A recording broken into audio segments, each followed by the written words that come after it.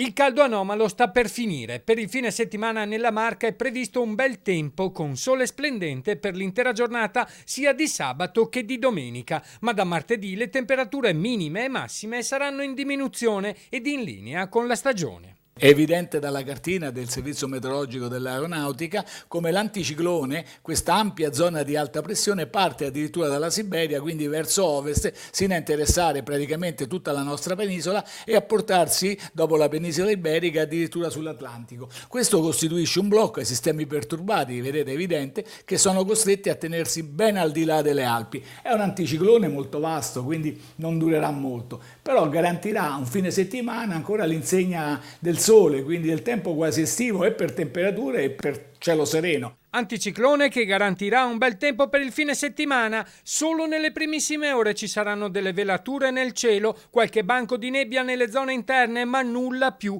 Poi il sole sarà il vero protagonista. Bel tempo e temperature alte anche per lunedì. Poi da martedì avremo un cambio, un netto cambio, e perché arriverà un sistema perturbato, l'anticiclone si rompe, quindi porterà pioggia, qualche temporale nella giornata di martedì e poi di nuovo il tempo diventa di nuovo stabile, ma con un cambiamento importante. Le temperature si riallineano a questo periodo, quindi le minime che scendono veramente non sotto lo zero, ma sicuramente 2-3 gradi sopra lo zero, non di più.